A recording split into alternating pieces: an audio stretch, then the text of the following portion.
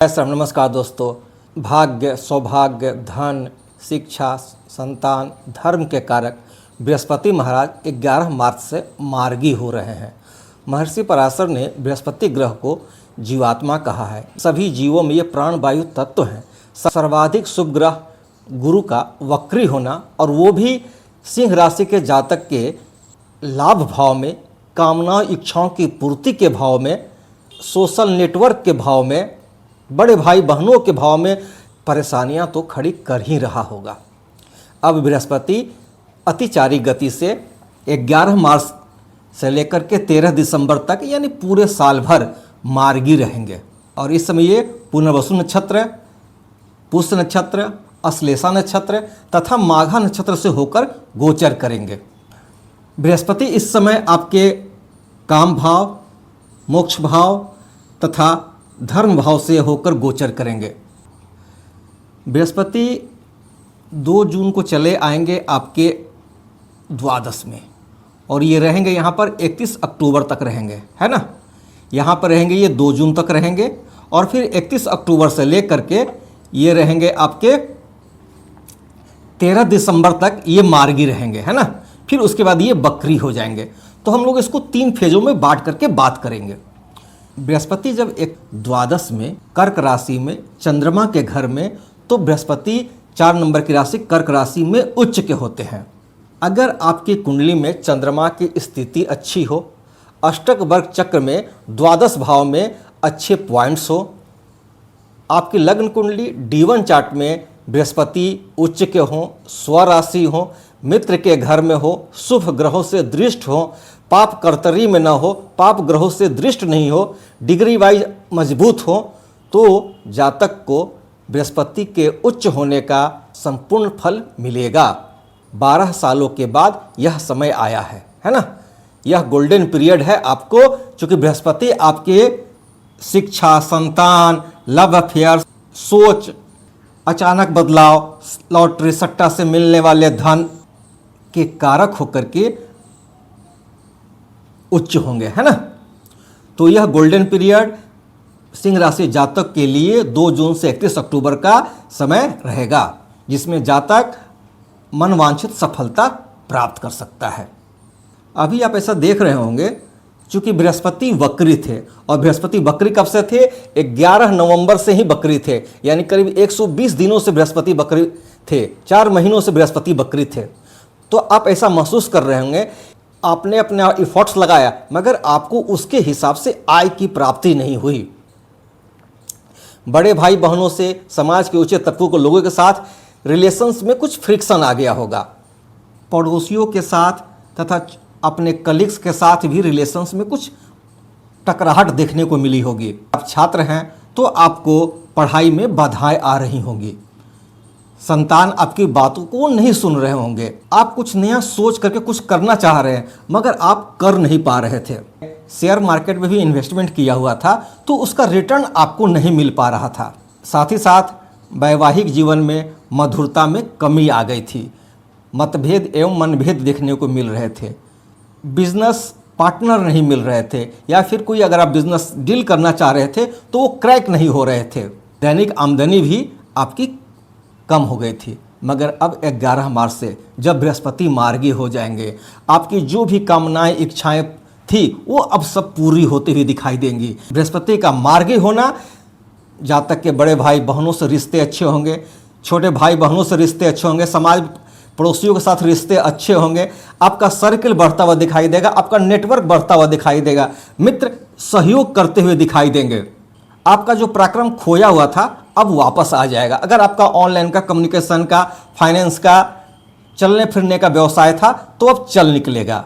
आपको छोटी मोटी यात्राओं का भी सौभाग्य मिलेगा। बृहस्पति की सीधी सप्तम दृष्टि आपके 5वें भाव पे पड़ेगी, यानी पढ़ाई काफ़ी अच्छा हो जाएगा। संतान का स्वास्थ्य एवं संतान आपकी बातों को सुनना पसंद करेंगे। लव अफेयर्स के लिए यह समय काफ़ी अच्छा हो जाएगा।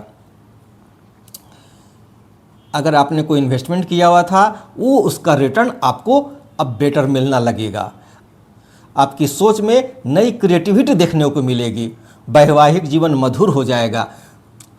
कुंवारे सेहरा बांधने के लिए आप तैयार हो जाइए। अगर आप नए बिजनेस पार्टनर की तलाश में थे, मिलते हुए दिखाई देंगे। आपकी दैनिक आमदनी बढ़ती हुई दिखाई देगी। कोई नया बिजनेस डील क्रैक हो सकता है ना। बृहस्पति इस समय पुनर्वसु नक्षत्र में रहेंगे 18 जून तक, है ना। पुनर्वसु नक्षत्र का क्या अर्थ होता है? बार बार प्रयास करके, पुनः पुनः प्रयास करके आप अपने जीवन में सफलता प्राप्त करेंगे, समृद्धि को हासिल करेंगे। भगवान श्री राम जी का जन्म पुनर्वसु नक्षत्र में ही हुआ था। पुनर्वसु नक्षत्र के देवता माँ अदिति हैं, जो देवताओं की माता हैं, पालन पोषण एवं सुरक्षा प्रदान करती हैं। पुनर्वसु नक्षत्र मिथुन राशि एवं कर्क राशि के बीच सेतु का काम करता है। यह जातक के बौद्धिक विकास एवं भावनात्मक संतुलन को दर्शाता है। बृहस्पति 18 जून से लेकर के 19 अगस्त तक पुष्य नक्षत्र में रहेंगे। पुष्य नक्षत्र को नक्षत्रों का राजा कहा गया है, सम्राट कहा गया है, जैसे रोहिणी को नक्षत्रों की रानी कहा गया है। पुष्य नक्षत्र का संबंध शनि महाराज से है। ऐसे समय शनि महाराज आपको अनुशासित, धैर्यवान, जिम्मेदारी लेने वाला, दूसरों की मदद करने वाले, सेवा करने वाले होते हैं। ऐसे समय आप किसी नए व्यवसाय की शुरुआत कर सकते हैं, शिक्षा का आरंभ कर सकते हैं, गाड़ी घोड़ा मकान में इन्वेस्टमेंट कर सकते हैं, सोना चांदी में इन्वेस्टमेंट कर सकते हैं। अगर आपने कोई इन्वेस्टमेंट किया हुआ है तो इस समय आपको उसका अनंत गुना फल मिलेगा। ऐसे समय किया गया दान पुण्य एवं पूजा पाठ अनंत गुना फल देता है। ऐसे समय किया गया कार्य अस्थायी एवं दीर्घकालिक होता है। 2 जून से 31 अक्टूबर तक बृहस्पति महाराज द्वादश में बैठ करके आपके हॉस्पिटल के खर्चों को कम करेंगे। कोर्ट कचहरी का कोई केस चल रहा था, उसमें आपको राहत मिलेगी। आपको अध्यात्म की तरफ ले चलेंगे। स्वास्थ्य संबंधी कुछ अगर परेशानियां हैं तो उसकी दवा सही समय पर लेते रहें। आपका पारिवारिक माहौल अच्छा होगा।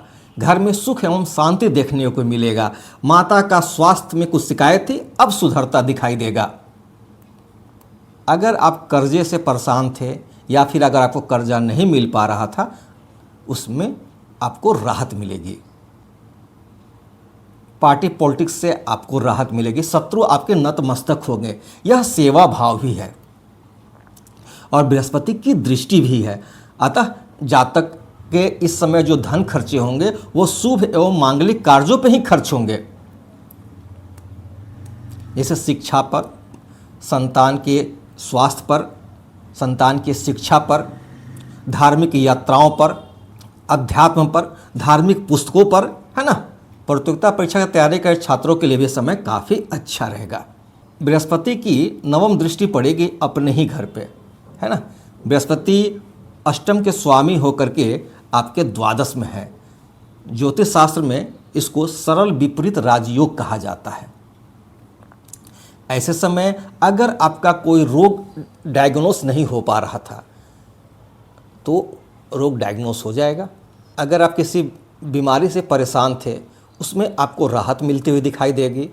लॉटरी, सट्टा, इंश्योरेंस का पैसा आपको मिलता हुआ दिखाई दे सकता है अकस्मात। ससुराल पक्ष से धन लाभ या रिश्ते अच्छे होते दिखाई देंगे। यह भाव ट्रांसफॉर्मेशन का भी है, तो आपके जीवन में कुछ अचानक ट्रांसफॉर्म देखने को मिलेगा। अगर आप इस समय अकल्ट, ज्योतिष, रिसर्च, गूढ़ विषयों का अध्ययन कर रहे हैं या फिर इन गुरुओं की तलाश में हैं, इनसे संबंधित विषयों के लिए, तो आपको मिलते हुए दिखाई देंगे, आपको सफलता मिलती हुई दिखाई देगी। बृहस्पति 19 अगस्त से 31 अक्टूबर तक अश्लेषा नक्षत्र में रहेंगे। अश्लेषा नक्षत्र के स्वामी कौन होते हैं? बुध महाराज। तर्क, संचार, बुद्धि, व्यापार के कारक। ऐसे समय आप बहुत ही विश्लेषणात्मक एवं चीज़ों को गहराई से समझने की क्षमता रखते हैं। आप अपने काम निकालने में भी माहिर हो जाते हैं। कभी कभी आप में स्वार्थपन भी दिखता है। ऐसे समय आप अपने बुद्धि के बल पर अपने कार्य क्षेत्र में सफलता हासिल करेंगे। शीर्ष पर रहेंगे आप, है ना, शिखर पर रहेंगे।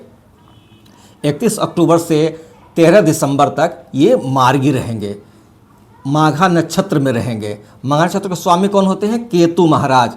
यानी जातक इस समय ज्ञान का सहारा लेकर के मोक्ष के रास्ते पर चलेगा, है ना। आपके लिए गए निर्णय अब सही साबित होंगे। लोग आपके साथ फोटो खिंचवाना पसंद करेंगे। आपको नेम, फेम, अचीवमेंट मिलता हुआ दिखाई देगा। आपके व्यक्तित्व की सब लोग प्रशंसा करेंगे। हालांकि बृहस्पति जब प्रथम भाव पे आते हैं तो जातक में थोड़ा मोटापा देखने को मिलने लगता है ना, थोड़ा सावधान रहेंगे। माघा नक्षत्र के स्वामी केतु महाराज हैं। यह समय पूर्वजों एवं पितरों का है। ऐसे समय पितृदोष शांति उपाय एवं पूर्व से जुड़े कार्य करने पर आपको अनंत गुना फल मिलता है। ऐसे समय बड़ों का सम्मान एवं पूर्वजों का आशीर्वाद आप अपने जीवन में अपार सफलता एवं प्रतिष्ठा दिलाएगी। लंबे धार्मिक यात्राओं का सौभाग्य मिलेगा। घर में शुभ एवं मांगलिक कार्य होते दिखाई देंगे। पर ऐसे समय जो दंपति संतति चाहते हैं उनको संतान प्राप्त हो सकता है। ऐसे समय कभी कभी आप आत्मसम्मान एवं स्वाभिमान से परिपूर्ण होते हैं। आप समझौता करना पसंद नहीं करते, तो कभी कभी स्थितियां प्रतिकूल भी हो जाती हैं, थोड़ा सावधान रहें। अगर आपको धार्मिक पुस्तकों का अध्ययन करना अच्छा लगता है, अच्छी संगति में रहना पसंद करते हैं, गुरुजनों श्रेष्ठ जनों पिता का आशीर्वाद मिलता है, उनके साथ समय व्यतीत करते हैं, आपकी सोच में पॉजिटिविटी देखने को मिलती है। अगर आप जीवन में गिर भी जाते हैं तो आपको ये विश्वास होता है कि मैं एक दिन पुनः खड़ा होकर के अपने कार्य क्षेत्र में अपने जीवन में सफलता हासिल करूंगा, तो आपके बृहस्पति अच्छे हैं। जातक को चाहिए बृहस्पति के बीज मंत्र ओम ग्राम ग्रीम ग्रौम स गुरुवे नमः का पाठ करें। मैं ज्योतिष से संबंधित वीडियो बनाता हूं। अगर आपको मेरा वीडियो अच्छा लगे लाइक करें, शेयर करें, सब्सक्राइब करें। सब धन्यवाद।